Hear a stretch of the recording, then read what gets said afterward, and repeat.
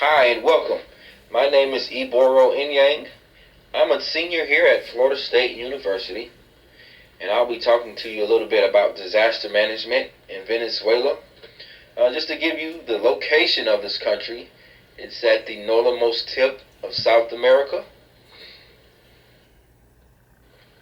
And I've added a map of Venezuela on here also to show you the location. And Colombia borders it to the west, Brazil to the south, Guyana to the east. Alright, and now I'll talk about a few demographics. The population is estimated around 30 million. The official language here is Spanish. As you know, the Spaniards colonized this area in 1522. The ethnic groups: Spanish, Italian, Portuguese, Arab, German, African, and indigenous people. The growth rate here is 1.42%, and that's per year. Urban population is 93.5%. Religion, Catholic is mainly the top one here, 96%.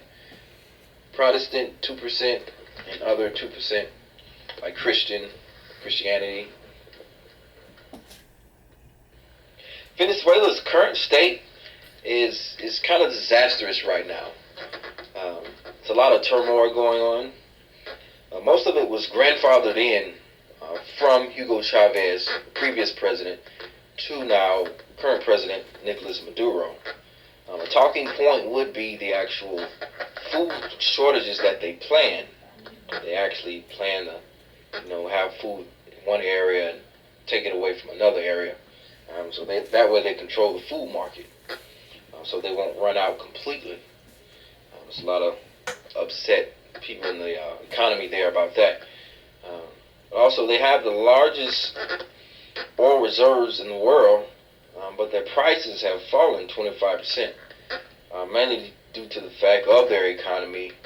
They're having to raise prices on it, and the actual countries that were purchasing oil, some of them are starting to produce their own oil now. So those are both great talking points about the government and economy. All right, so to talk about Venezuela's implementation pattern, I have a quote here from a famed social psychologist named Abelino. It goes, "There are 11 different laws that make up Venezuela's national legal framework related to disaster risk reduction. 10, but despite having a more specific legal instrument, the National Organization of Civil Protection and Disaster Administration Law, the country still does not have a comprehensive law that establishes the guiding principle for national policy." So basically, their implementation pattern is bottoms up. There are a lot of rural areas in the northern part of Venezuela, and they're deemed hazard areas, mainly because they sit at the bottom of mountains and in between valleys and near large amounts of water. So they don't have any good good preparedness against disaster. So basically what happens is the locals there, they have to spearhead their own response or recovery, because the national government, they deem it hazard areas, so they really don't want to help them. They want them to move from those areas. So that's their implementation pattern there. The future of Venezuela is looking bright. The most common disasters in Venezuela are natural disasters, so they can be unpredictable, but they're getting a lot of plans in place, starting with education. With the UPEL, they're consolidating training proposals for teachers in disaster risk management. As you know, knowledge is power.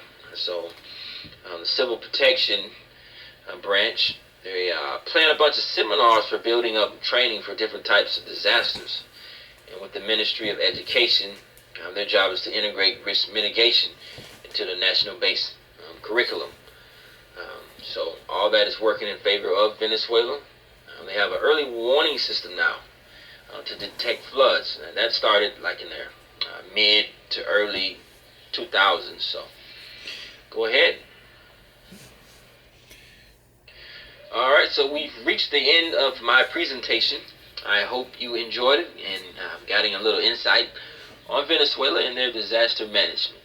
Thanks and take care.